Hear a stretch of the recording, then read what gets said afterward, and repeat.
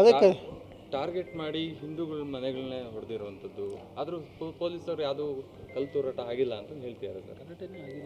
ಎಲ್ಲರ ಮುಂದೆ ನೋಡ್ರಿ, ಆದರೂ ಎಲ್ಲ ಮಾಧ್ಯಮಗಳ ಒಳಗೆ ಏನು ಬರ್ತೈತಲ್ಲ ಅದು ಸುಳ್ಳು ಇರೋದಿಲ್ಲ. ಒಂದು ಮಾಧ್ಯಮ ಸುಳ್ಳು ಹೇಳ್ಬೋದು, ಎರಡು ಹೇಳ್ಬೋದು. ಎಲ್ಲ ಮಾಧ್ಯಮದವ್ರು ಸುಳ್ಳು ಹಂಗೆ ಹೇಳಿದ್ರಲ್ಲ.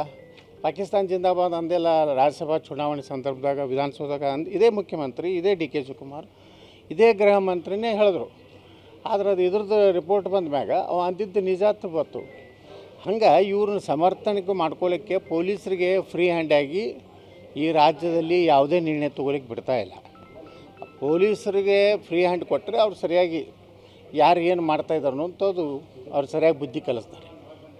ಈ ರಾಜ್ಯದಲ್ಲಿ ಒಂದು ರೀತಿ ಮುಸ್ಲಿಮರ ಬಗ್ಗೆ ಈ ಸರ್ಕಾರ ಒಂದು ಮುಸ್ಲಿಮರ ಪರವಾಗಿರುವಂಥ ಸರ್ಕಾರ ಆಗಿದೆ. ಇದು ಯಾವ ಹಿಂದುಳಿದವ್ರ ಪರವಾಗಿಲ್ಲ, ದಲಿತರ ಪರವಾಗಿಲ್ಲ, ಯಾವುದೇ ಸಮುದಾಯದ ಪರವಾಗಿಲ್ಲ, ಅಭಿವೃದ್ಧಿ ಪರವಾಗಿಲ್ಲ. ಇವರು ಕೇವಲ ಮುಸ್ಲಿಂ ತುಷ್ಟೀಕರಣ ಏನು ಮಾಡ್ತಾಯಿದ್ದಾರೆ. ಅದರಿಂದ ಅವರಿಗೆ ಒಂದು ರೀತಿ ಉನ್ಮಾದ ಬಂದಿದೆ.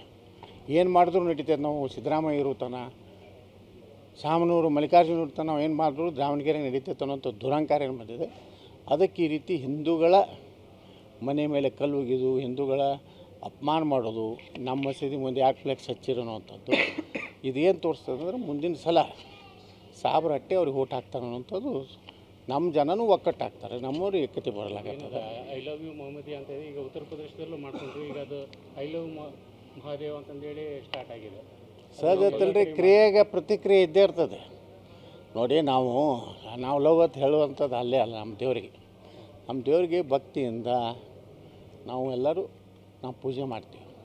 ಅವ್ರನ್ನ ಲವ್ ಗಿವ್ ಆ ಶಬ್ದಕ್ಕೂ ಅಂಥದ್ದು ಒಳ್ಳೆಯ ಒಂದು ನಾಗರಿಕ ಸಂಸ್ಕೃತಿ ಅಥವಾ ನಮ್ಮ ದೇಶದ ಸಂಸ್ಕಾರದಲ್ಲಿ ಅದಿಲ್ಲ.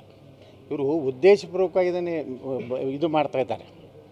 ಇವ್ರ ಉದ್ದೇಶನೂ ಒಟ್ಟು ಗಲಾಟೆ ಮಾಡಬೇಕು, ಒಟ್ಟು ಹಿಂದೂಗಳನ್ನು ಟಾರ್ಗೆಟ್. ಹಾಗಾದ್ರೆ ಸಿದ್ದರಾಮಯ್ಯ ಅದಾರಲ್ಲ, ಎಲ್ಲ ಕೇಸ್ ವಾಪಸ್ ತೊಗೊಂಡ್ರಲ್ಲ. ಎಷ್ಟು ಕೇಸ್ ತೊಗೊಂಡ್ರು ಮೊನ್ನೆ ಕ್ಯಾಬಿನೆಟ್ನಲ್ಲಿ, ಎಲ್ಲ ಕೇಸ್ ತೊಗೊಂಡ್ರು. ಹೀಗಾಗಿ ಅವ್ರಿಗೆ ಏನಾಗಿಬಿಟ್ಟಿದೆ, ನಮ್ಗೆ ಯಾರೂ ಏನೂ ಮಾಡೋದಲ್ಲ ಅಂತ ದುರಂಕಾರ ಬಂದಿದೆ. ಇನ್ನೊಂದು 2 ವರ್ಷ ಮುಂದೊಂದು ಒಳ್ಳೆಯ ಸರ್ಕಾರ ಬರ್ತೈತಿ. ಇವ್ರು ಯಾರ್ಯಾರು ಏನು ಕೆಟ್ಟ ಕೇಸ್ ತೊಗೊಂಡಲ್ಲ ಎಲ್ಲ ಮತ್ತೆ ನಾವು